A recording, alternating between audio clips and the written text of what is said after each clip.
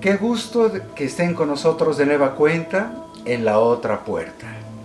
Bueno, pues vamos a hacer un paseo obligado, como en todas nuestras emisiones, en el cual los llevaremos a tres lugares muy especiales. Y bueno, para no perder tiempo y administrarlo correctamente, les he de mencionar que iniciaremos justamente en la península de Yucatán, nada más y nada menos que en Tulum, la ciudad cuyo nombre verdadero era Samá, que significa amanecer en maya. Bueno, pues poco se sabe en realidad de los notables adelantos que los mayas tenían en el comercio en torno a pues todo el litoral de la península. Incluso se piensa que llegaban más allá de Centroamérica, tanto por el Pacífico como por el Atlántico, de tal manera que se vuelve la ciudad de Tulum un punto estratégico, dado que la estructura arqueológica conocida como el castillo funcionaba también como un referente para que las embarcaciones pudieran burlar los arrecifes que podrían atascar los barcos, encallarlos y con esto complicar sus misiones. Pero bueno, no es tanto lo que nos va a ocupar el día de hoy el comercio maya marítimo, sino más bien la ciudad de Tulum, la ciudad más oriental de la civilización maya dentro de lo que es el Caribe mexicano, y además una ciudad considerada mágica en el sentido de que formaba parte de un grupo de 4 ciudades que se suponía estaban conectadas con el cielo. Y estas 4 ciudades, de las cuales pues, se sabe que eran Uxmal, Chichén Itzá, Cobá, Tulum y una quinta que todavía no se precisa, se supone mantenían una conexión viviente con el cielo. ¿Y cómo era posible que esta red viva pudiera correlacionar a estas poderosas ciudades mayas? Bueno, la tradición antigua maya dice que este tipo de conexión era muy semejante a un cordón umbilical, que incluso latía y que tenía sus propias rutas, y dentro de las cuales había un fluido energético divino que hacía que esta red de estas 4 poderosas ciudades pudieran sostener una comunicación con las deidades directa. Evidentemente se piensa que esto no era de uso común, de uso de acceso popular, sino eran actividades que estaban muy precisamente autorizadas al alto sacerdocio y a hombres y mujeres de una elevadísima espiritualidad. Este tipo de red se llamó Kunsansum, que es algo así como el cordón umbilical divino, y se dice incluso una muy curiosa referencia del lugar, particularmente del pueblo de Tulum, refiere que hubo un tiempo en que los altos dignatarios y el sacerdocio más elevado mandaban mensajes por medio de una especie de animal parecido a una ardilla que era transparente, y se supone que le hablaban a sus pequeños oídos, y estos animales viajaban por el Kunsansum a una velocidad vertiginosa para llevar esos mensajes. Qué mágico es el pensamiento de los mayas, pero en cierta ocasión hubo un hombre de altísimo poder y de oscuro corazón que se atrevió a dañar el Kunsansum, ese cordón umbilical que otrora 4 ciudades mayas compartían como red de comunicación espiritual o de una vibración desconocida. Lo hirió de tal manera que el poder comenzó a salirse del Kunsansum, se irrigó y esparció por la selva y desapareció. Ese Kunsansum se dice incluso que tenía la capacidad de poder hacer una interacción chamánica en tiempos en que la civilización maya era pacífica, era constructora, era muy estudiosa del comportamiento de los cuerpos celestes, así como de la matemática, de la herbolaria y muchas cosas más. Bueno, en cuanto a Tulum se refiere, se dice, por referencias de los lugareños del pueblo de Tulum, que había ciertas ocasiones en las cuales se escuchaba música ceremonial, música antigua, música generada por atabales, por chirimías, por huehuetls, panhuehuetls y otros instrumentos muy estilizados por el pueblo maya, que en esas fechas se escuchaba en la lejanía. Incluso había personas que, muy respetuosos de la aparición de esa música que viajaba a través del tiempo desde un pasado desconocido, se podía disfrutar en las hamacas a la orilla del mar, a unos 500 metros del sitio arqueológico de Tulum. Bueno, también se dice que Tulum posee una puerta. Esta puerta, si ustedes llegan al sitio arqueológico y ven de frente la estructura llamada el castillo, que es el faro, el referente de las embarcaciones mayas que mencioné en un principio, en esa estructura llamada el castillo hay una puerta que conduce directamente al mar. ¿Sí? ¿Escucharon bien? Al mar. Aparentemente no tenía razón de ser, salvo una leyenda que habla de Juan Tiu Hiu. Este personaje es un liberador cuyo rostro se dice está representado en un relieve de esta estructura, el castillo, que la gente conoce como el rey de los pobres.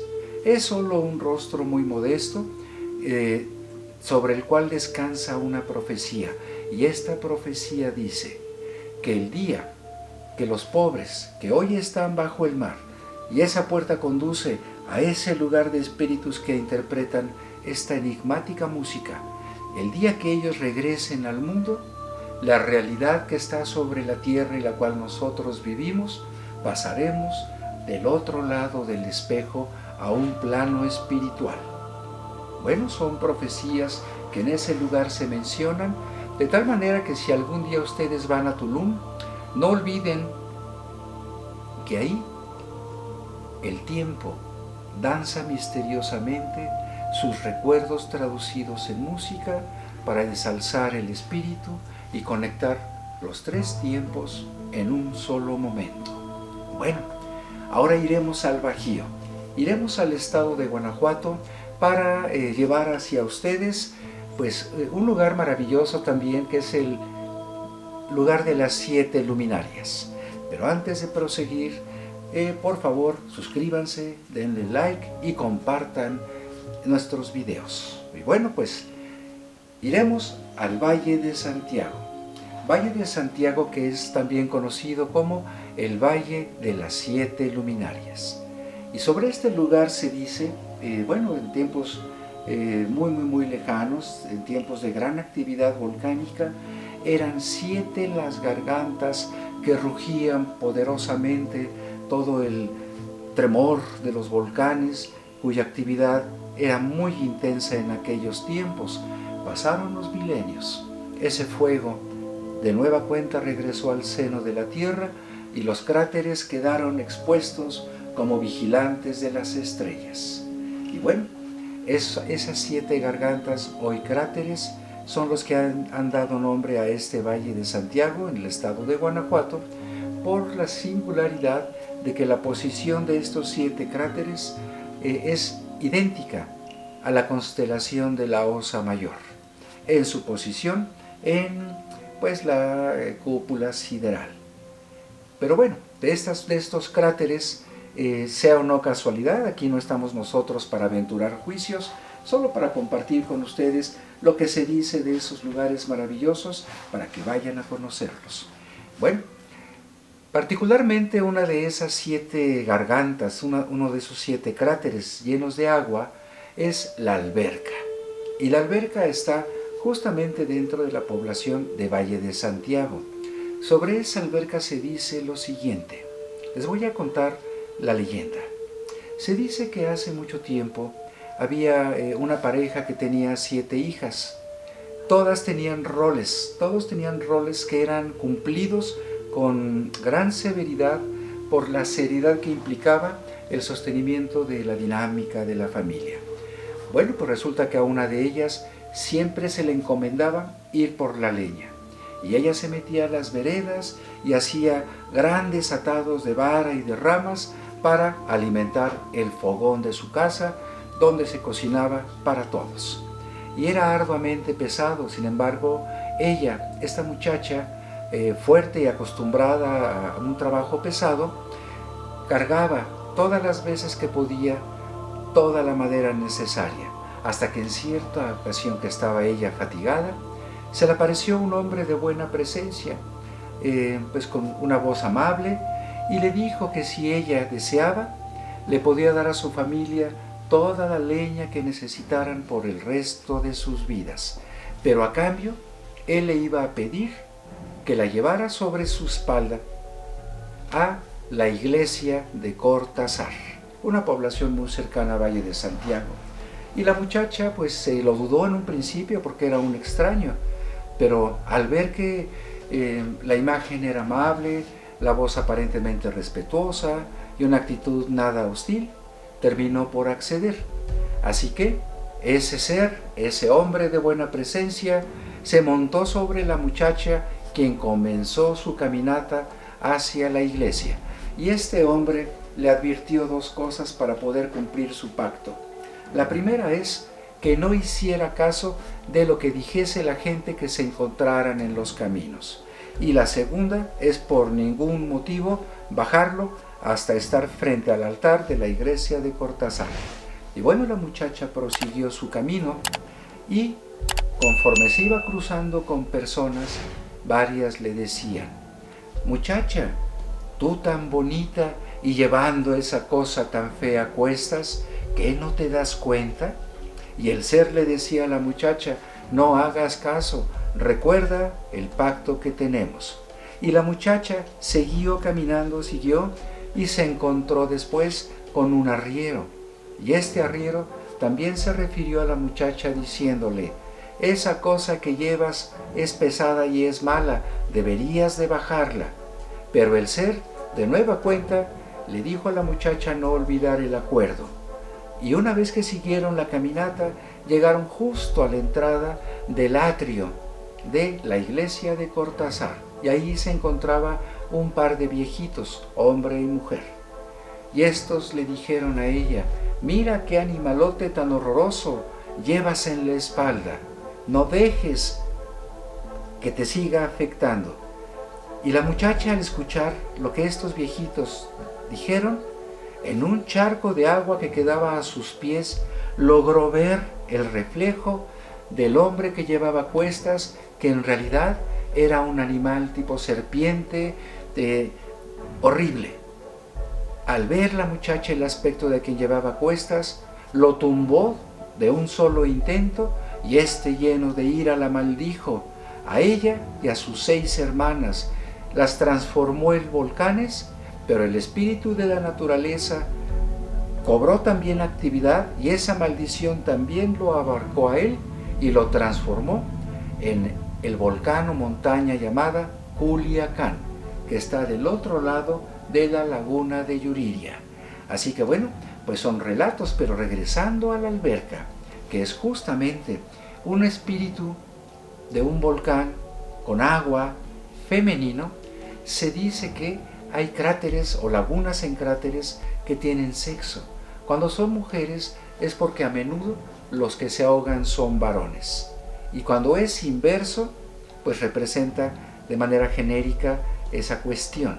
De tal manera que ese volcán también cuenta con un encanto. Y ese encanto se refiere a que cada 31 de diciembre a las 12 de la noche exactamente, debajo de las aguas que están en la alberca, suena una campana que nadie sabe cómo llegó. No todos le escuchan, pero aquellos que escuchan del tañido bajo esa misteriosa agua verde esmeralda milenaria, dicen que se abre el espíritu para recibir cosas de orden superior.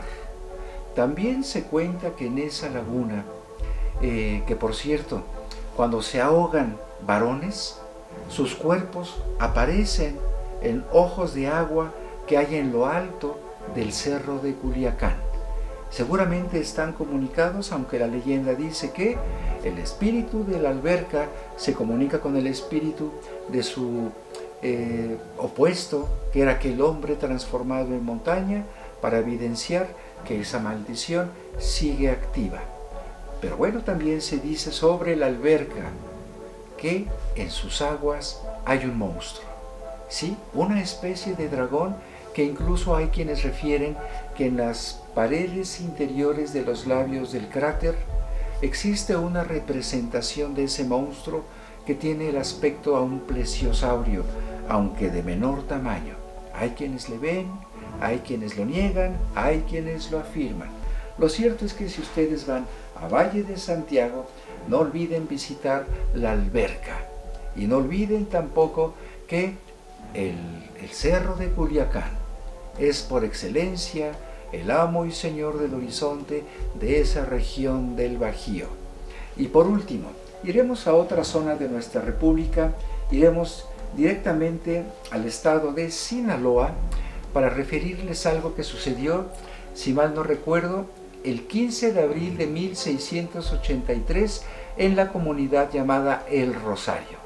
Bueno, pues resulta que ahí que Fray Bernardo Pascual Ascencio de Loyola, un misionero muy entregado y comprometido pues con toda su creencia, siempre te estilizaba, previo a Semana Santa, plantar una cruz aproximadamente del tamaño de un hombre, de estatura considerable, y la ponía, pero no faltaba quien a lo largo del año o la empujara o la maltratase, a pesar de lo que ésta representaba. Pero en esa fecha y en ese año, este misionero la plantó lo más firme que pudo, para que no la maltrataran y para que ésta se mantuviera siempre firme, y sobre todo porque estaba ya muy próxima la Semana Santa, la Semana Mayor. Y bueno, pues justamente en el Jueves Santo, de pronto él notó que esa cruz que había plantado comenzó a moverse, lo cual le resultó a él extraordinario, insólito y extraño.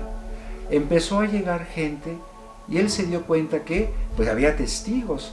La cruz no dejaba de moverse, y hay una referencia que menciona que hasta 2 hombres adultos optaron por sentarse en cada uno de los brazos, y ésta no dejó de moverse. Llegó la gente y llegó un punto en el cual personas honorables dieron fe de este incidente, mencionando incluso que durante el Viernes Santo y durante la presentación del Santo Entierro, justo cuando pasó frente a la cruz, ésta comenzó a temblar. Esto también ante la vista y ante la presencia de personas de cierta honorabilidad, que firmaron un documento también avalado por las autoridades religiosas, que daban fe de ese milagro en El Rosario, en Sinaloa. Y si ustedes van a esa región de nuestro bello país, al estado de Sinaloa, no olviden visitar la parroquia de la Cruz de los Milagros, donde ahí se exhibe y donde, por cierto, maneja una fecha que nadie sabe interpretar qué es lo que representa. Esa cruz tiene talladas el año de 1469 y 1555, de tal manera que ahí hay, a los que les guste hacer investigación, interesantes razones para ver por qué esta cruz se movió. Así que, bueno, pues esperemos que les hayan gustado estos 3 viajes relámpagos y sutiles a través de nuestro México mágico. Y bueno, pues no olviden que estamos para servirles, si es para conocer nuestro bello país, y anticiparles que nuestra próxima emisión vamos a tener el gusto de llevar ante ustedes un mosaico de las más impactantes leyendas de la colonia del México novohispano. Así que esperamos contar con su presencia y nos vemos un poquito más allá de la otra puerta. Hasta entonces.